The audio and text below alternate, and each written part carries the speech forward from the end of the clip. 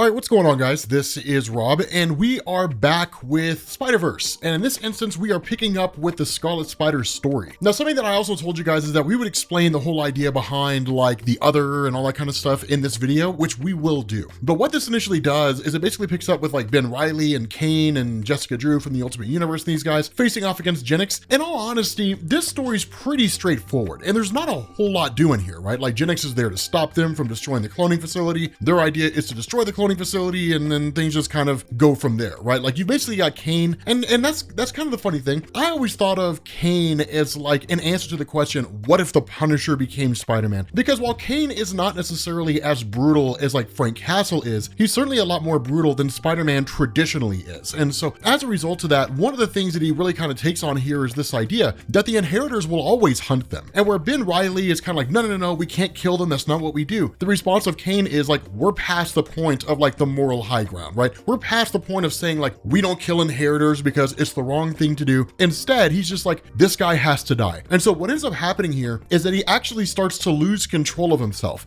And when he does, he starts basically developing like these appendages and spikes and things like that come out of his body, and he successfully kills Genix. Now, there's a reason why this happens. And this basically leads us into our discussion about the nature of the spider totems and so on and so forth. So here's the thing to understand when it comes to these totems. The reality in terms of why Marvel created them in the first place, it was initially just designed to explain why Peter Parker could do things that were beyond his normal power set. So originally, Peter Parker was an avatar of the other. Then what you also have is the Bride, and you have the Scion in terms of the ones that matter here. There are others, but the way this all works is that if we use Juggernaut as an example, right? Kane Marco is an avatar of Sidorak, insofar as Sidorak, the demon entity, had a Crimson Gem, and Kane Marco got his hands on the Crimson Gem, and by possessing it, he is given a portion of the power that belongs to Sidorak. The Great Spider Totems are basically the exact same thing, that you have the multiverse, and then you have the Web of Life and Destiny, which is kind of the Spider-Man version of the multiverse. So think of it like the Spider-Man equivalent of like a Speed Force, essentially, for like the Flash. But the Spider Totems exist on a multiversal scale, and there's only ever one of them. So there's only ever one other. There's only ever one Bride. There's only ever one Scion, right? That's it. And the way this works is that you basically have like the Great Weaver, the Master Weaver, if you want to call it that. And their job is to, one, ensure that the multiverse is maintained by basically having individual Spider-Men or Spider-Women become hosts for the Great Totems or the Great Avatars. And so in the case of Peter Parker and the idea of the other, that was initially Marvel's way of explaining how it is he was able to do things that he couldn't normally do. And it went on that way for a little while. But one of the things that we've talked about in the past is that when Joe Quesada became editor-in-chief, he wanted to get rid of what he considered to be all the unnecessary fluff and return the characters back to their basic roots. And the basic root of Peter Parker is he was a kid bitten by a spider that basically gave him powers, and then he went forward as Spider-Man. All the other stuff that like Straczynski and some of those guys did, where they created the spider totems and so on, Quesada thought was unnecessary. And so that's why Peter Parker, who was originally a host of the other, all that went away in the aftermath of One More Day. That when his whole history was rewritten by Mephisto, one of those things is that instead of him embracing the other as he had previously done, he cast it aside. And so that entity, that spiritual essence, if we want to call it that, was taken away from Peter by the Great Weaver and given to Kane. And that's why it is that Kane is now the other in Marvel Comics. In the case of Cindy Moon, she's the Bride. And in the case of Benji, he's the Scion. Now, the question that has to be asked here is, what's the purpose of these guys? What do they do with these particular roles? So if we start with the Scion, as most of you guys know, whenever a person becomes like a Spider-Man or a Spider-Woman, more often than not, it's because they're bitten by a radioactive spider, right? That's just kind of the mythos surrounding Spider-Man, and has been since the character's introduction. However, there are occasionally instances where a person is born with spider powers, and that's what the Scion represents. Specifically, it's Benji. He's the youngest person in the multiverse to have been born with the abilities of Spider-Man, and so he represents every instance where a person is born with spider powers. Now, the nature of Silk, also called the Bride, is she is the one that's basically the spider wife of Peter Parker, if we can call it that. Not literally, she's not married to Peter Parker, but when you look at the various instances where people have been bitten by a radioactive spider and then went on to become Spider-Man or Spider-Woman, it only ever usually happens once, right? In the case of Miles Morales, it's a little bit different. Miles Morales was bitten by a spider that came from the same experimental stock, but Miles himself was not actually bitten by the same spider that bit Peter Parker. Cindy Moon was bitten by the same spider that that bit Peter Parker in the main Marvel universe. So she represents random chance, right? Happenstance. The random probability that somebody will be in a certain place at a certain time and then be bitten by a radioactive spider that will turn them into Spider-Man. And then in turn, you have the other, which is basically just like the warrior, quote unquote, of the various spider totems, right? The one built for conflict. And so that's why over the course of this whole Spider-Verse event, yes, you have all kinds of different people who have been bitten by radioactive spiders, things like that. But then you have select few, because the circumstances surrounding them becoming Spider-Man and Spider-Woman are very unique among the web of life and destiny. 99.99999% of every single Spider-Man and Spider-Woman that you're ever going to see in the multiverse were just a version of Peter Parker, man or woman, who was bitten by a radioactive spider, and that's it. But Benji was born with his powers. Silk was bitten by a spider, the same spider that bit Peter Parker, and the other is the totem that defends all the others. And so in the end, in facing the fact, or facing this revelation that so long as this cloning facility remains, that it'll just keep going on and on and on and on, with Kane currently knocked out, right? He's out of commission. And then you've got Jessica Drew, who is captured by Genix. Ben Reilly does the only thing he can do, right? He actually ends up just activating an explosive device, really just like a giant bullet, right? I mean, this thing's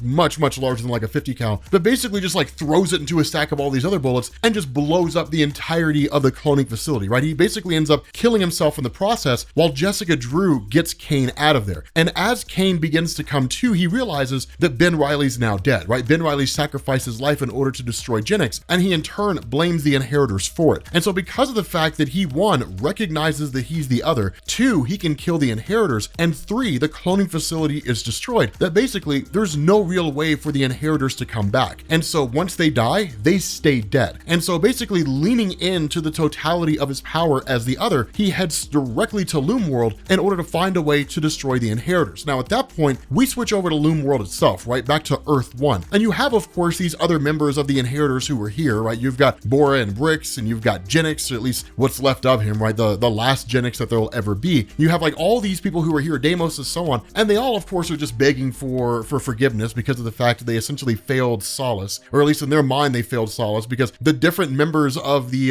totems that they were supposed to capture, the bride and the other and so on, have all basically managed to escape. But the response to Solas is, we're not worried about that. And the reason why is because remember, with the web of life and destiny, while it's not a necessarily guaranteed future, which is do A, B, and C, and D will happen, it's more of if you do A, B, and C, then like D or E or F will happen, or something along those lines. That Solas seems to have this understanding of the fact that in time, because of what they've done so far, specifically the fact that they've captured Benji, they've captured the Scion, that in turn, everybody else will follow suit, right? The nature of Spider-Man is no man left behind. They won't sacrifice people if they don't have to. And so in turn, he knows they will come to them. They'll basically go to the ends of the earth to try to find a way to save Benji. And ultimately, the other and the bride will inevitably end up on Loom World, even if the others stay behind. And so what we end up doing is transitioning back to Earth 3145, right? Now remember, this is where we discovered that in this reality, Uncle Ben ended up becoming Spider-Man, and it's just been kind of laying in wait here ever since. And what we end up finding out is the origin is not that dissimilar, again, kind of tying into this discussion about like the Scion and so on and so forth, that when Peter had basically gone to the science exhibit, that nobody would go with him. And so Uncle Ben basically took the day off, ended up going with Peter. Uncle Ben was bitten by a radioactive spider, and Peter actually leaned into it, right? He helped him develop all kinds of like technologies and things like that that could help him play this role, and that he basically went forward as a hero. The problem with this is that, as you guys know, just by nature of reading comic books, when you are a hero, you will draw the attention of villains. And that where in the main Marvel universe, the Green Goblin had killed Gwen Stacy, in this universe, the Green Goblin killed Peter Parker and Aunt May, which basically left Uncle Ben alone. And so he ultimately abandoned his role as being Spider-Man. Now this is really important because there was actually a time, like this little panel you see where like Uncle Ben is walking away in like the Spider-Man costumes in a trash can. That was an actual plot moment that happened in the Spider-Man mythos when Peter Parker was going to quit. He ultimately ended up going back to be Spider-Man, but Uncle Ben didn't do that. Instead, Uncle Ben was met by Ezekiel Sims, who basically told him, hey, like there are Inheritors running around the multiverse, and they are killing Spider-Man, and they will find find you and kill you unless you come with me and you stay in this bunker. But unlike what you would expect from like Peter Parker of the main Marvel Universe, who would do exactly what he did do, which is turn down the offer and instead go forward as being Spider-Man, confronting whatever threat may face him, because the lives he can save in the interim and the good he can do outweighs the value of his own life, that Uncle Ben leaned into it. And so he decided to stay in the bunker. And where some of you guys may interpret that as me kind of saying that Uncle Ben was a coward, the reality is you would be right.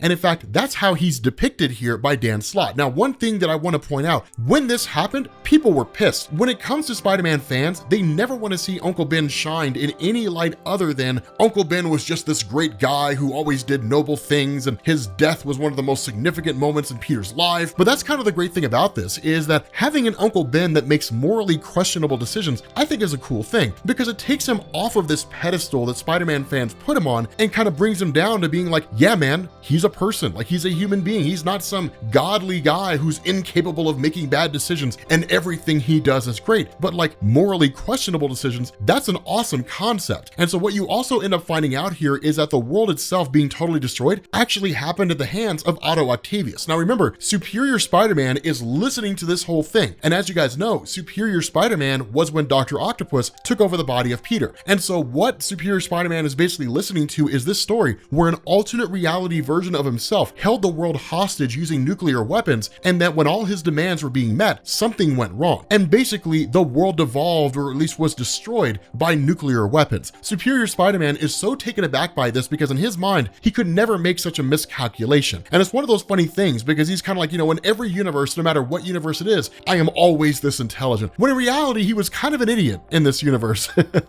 and basically led to it all being destroyed. The other part of this is that Peter Parker kind of yanks everybody back and says, okay, look, this is a cool tale and everything, but it's taken us off track, right? Our focus needs to be on what's going on with these spider totems, right? What's going on with what the Inheritors want to do. Jessica Drew sacrificed her teleporter to give us these scrolls, and nobody's ever really able to read them. Now, when it comes to Silk, ever the girl who's emo and just feels misunderstood by the world, when like somebody makes some offhanded remark and they're like, so basically Jessica Drew sacrificed our teleporter to give us these useless scrolls that we can't use, then Silk, little miss the world revolves around me, and you know, anytime anybody says anything bad about something that I happen to be involved in, they're directly talking about me. She's like, oh God, I feel so bad, you know, and that kind of thing. And so she basically leaves. One of the things to understand, this story killed people's interest in Silk because all she was the girl who just moped around, and every single circumstance that ever went bad was a reflection of her and the fact that she had somehow failed as a person, right? Like people, I remember reading the forums and people were like, dude, I hate Silk like so much. And so what actually ends up happening is her working alongside Spider-Gwen, they actually teleport away to Loom World directly in order to find a way to get Jessica Drew out of Loom World and back to basically this reality, which is where none of the Inheritors can arrive to. But something that I hope you guys are noticing is that now with Cindy Moon going there, on top of Kane going there, all the spider totems are all in the same place. Now, one of the other things to know here is that when it came to Anya Karazin, that remember, she's not truly a Spider-Woman per se. She is, but she's not. She got her powers by mystical means. And the Spider Society that worships the nature of spider totems are the ones who basically gave her her powers. But they also worship the totems, which meant they can read these scrolls. And so Anya Karazin knows how to read them because she was taught to. And so where she goes through and reads all this, we're not really given like the ins and outs and the specific details of how all the spider totems work. But what we are told is that if the blood of the bride and the other and the scion is spilled on the web of life and destiny, that it'll basically destroy any of the spider totems from coming into existence. That basically there will be no other, there will be no bride, no scion or anything like that. And that in doing so, the Inheritors will never have to concern themselves with the other part of the prophecy, which is that the various Spider-Men and Spider-Women that exist out there, specifically the totems, are destined to end the reign of the Inheritors themselves. They're destined to destroy the Inheritors. And so that's why the Inheritors are doing this, is because while yes, killing various spider totems does grant them like some increased level of power, and they do find satisfaction in absorbing the life energies of various Spider-Men and Spider-Women out there, their goal is to actually find the bride and the other and the scion, and then take them, spill their blood on the web of life and destiny, and then destroy the future appearances of any other Spider-Man, as well as actually ending the multiverse. Now, this would be doubly worse because the multiverse is already collapsing, right? Like the incursions were happening at the time this story was taking place. So if anything, the Inheritors would actually speed up the destruction of all existence, which really is one of the things that a lot of people asked when it came to Spider-Verse. I found myself asking that while you did have like the Black Priests and the Ivory Kings and all that kind of stuff, how come the Inheritors never came across the map makers or anything like that, right? If they were being sent to universes where Spider-Man were there, it seemed to maybe kind of make sense because it just meant that like the incursions had not taken place on those worlds yet, or like the Black Priests had not arrived. So I guess it kind of made sense, but still you would have thought somewhere along the line they would have like met a Black Priest or a group of Black Priests or something like that and just like fled for their lives after almost being destroyed. But whatever the case is, when we switch over to Loom World where Kane arrives, and in fact Spider-Man tells him, look man, like do not go to Loom World, and Kane's like, too late bro, I'm already here, right? And he's just like, no, like you're literally destroying the plan that we need to create, like you're doing the worst possible thing. The question that Spider-Man has is, or at least the statement he makes is, okay, look, we basically got Cindy Moon who took off to Loom World, we've got Kane who took off to Loom World, the Scion's already on Loom World, they're in the worst place because they're going to be easy to capture. So he's like, everybody doing everything you're doing, drop it, right? Like no matter what you're doing, what it is that's happening right now, drop what you're doing. We all need to go to Loom World, and either we have to destroy the Inheritors or we have to save the 3 spider totems and get them out of there and bring them back here. Now, Miguel O'Hara's initial response is no, like we're in the middle of something, give me like 5 minutes and then we'll head back out there. And then of course you end up having like Miles Morales and all those Spider-Men that they've gathered who are of course answering the call, and so they're responding. And so what you end up getting, or at least doing, is switching back over to Loom World, and you basically end up having the other, right, like Kane, who successfully manages to kill Solas. Now, this was another controversial moment in the story. And when I say controversy in this story, I mean, I use it as a loose term, right? I mean, there's nothing controversial about comic books, right? Like it's comic books. But like the thing about this is that the other actually kills Solas, which was kind of nuts, right? Because again, the other is like the warrior, right? Designed or destined to face off and seemingly destroy any threats that may befall the various spider totems that exist out there. But where Solas, who's seemingly the most powerful of all the Inheritors, is killed by Kane, that in turn, Kane is killed by Morlun. What made this controversial to fans is that it happened so incredibly fast, right? It just happened so quickly. Now, a lot of this was because it was just part and parcel to telling the story. So I would argue anybody who was mad about this was probably looking for a reason to be mad. To me, like I wasn't, it was like, I mean, I guess it makes sense, right? I mean, something had to happen, right? I mean, Kane couldn't stay around as Spider-Man forever. In all honesty, this, as much as any other story, was designed to kind of wrap up his plot threads and basically call it a day. But at the end of the day, because of the fact that Solas is now dead, that puts Morlun in charge of all the other Inheritors. And so what you end up getting, of course, is that while Jessica Drew and Cindy Moon and Spider-Gwen are now gathered together after Jessica Drew was rescued by Cindy Moon and Spider-Gwen, that in turn leads to all the Green Goblins being descended onto them by the Inheritors. So of course, now they have to flee for their lives. And this leads into another one of the controversial moments from the story, which was the depiction of Uncle Ben. That when you switch back to this reality and you've got Peter Parker talking to Uncle Ben and saying, look, like we've got to go. The response of May Parker, right, the Spider-Girl from an alternate universe, Benji's older sister, is like, one person is not going to make a difference. And the response of Uncle Ben is, yeah, you're right. Like, I'm not going to make any real difference here, right? Like, I mean, I possibly could have done something to stop, Dr. Octopus from destroying, my world or whatever it is. But he's like, at the end of the day, like, I'm just one simple guy, right? There's nothing I can do here. There's not much that can be offered to like save this day. But this is where things were really cool with Peter, because suddenly the shoe was on the other foot. In years past, it was always Uncle Ben making these speeches to Peter Parker and saying, with great power must come great responsibility, that you have a duty to things greater than yourself, that you can't simply just kind of fall to the wayside, collapse in on yourself when times get hard, because it's when times get hard that you really find out what you are. And the way that Uncle Ben is depicting himself is that when times get hard, he gives up. He doesn't really like stand up and kind of keep on going the way that he's supposed to. A massive difference between this reality's Uncle Ben and the Uncle Ben that Peter Parker knows. And Peter Parker goes as far as to tell him that, right? Like in my universe, my Uncle Ben never would have done this. He never would have been the guy to just kind of sit down and collapse and give up, roll over and play dead because things just got really, really hard and because he made a few bad choices, right? He's like, I have lost seemingly everything that was important to me, all the things that were significant to me, and where Peter Parker doesn't necessarily seem to be able to rile him up and doesn't seem to be able to kind of get him back. It comes down to Superior Spider-Man, and he's like, you're pathetic, old man.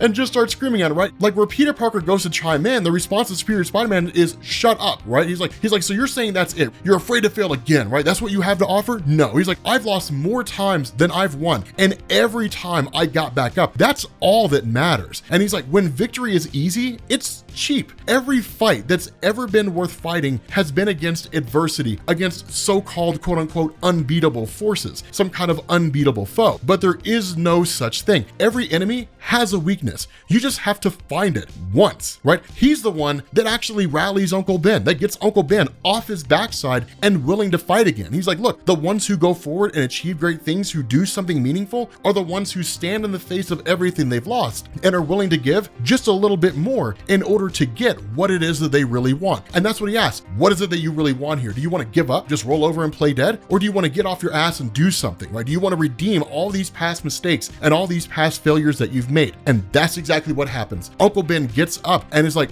one more time, and dons the costume, and the whole group goes forward into Loom World with the intention of killing the Inheritors. With that being said, guys, we're gonna bring this video to an end. Thank you guys for watching, and I will catch you all later. Peace.